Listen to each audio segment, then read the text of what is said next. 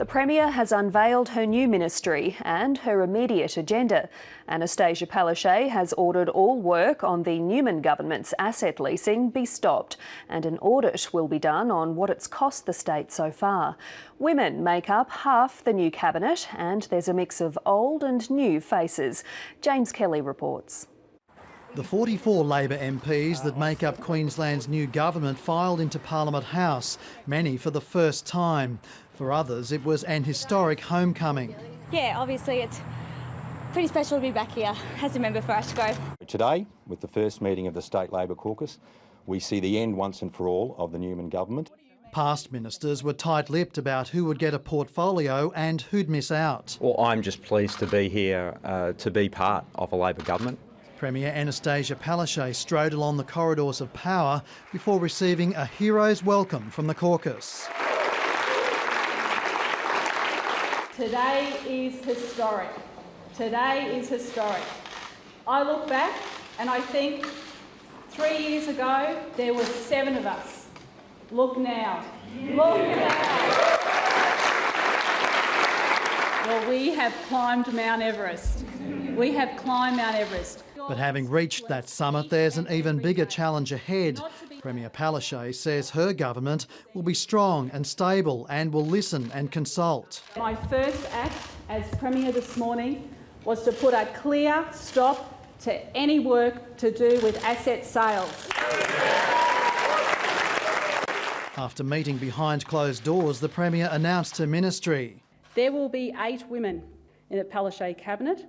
Deputy Premier Jackie Trad is the Minister for Transport and Trade, while former Labor Minister Cameron Dick and Kate Jones will take charge of the health and education portfolios.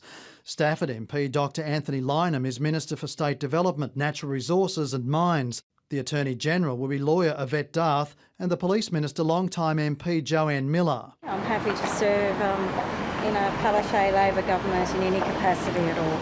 Then there are the new faces, first-termers elevated instantly.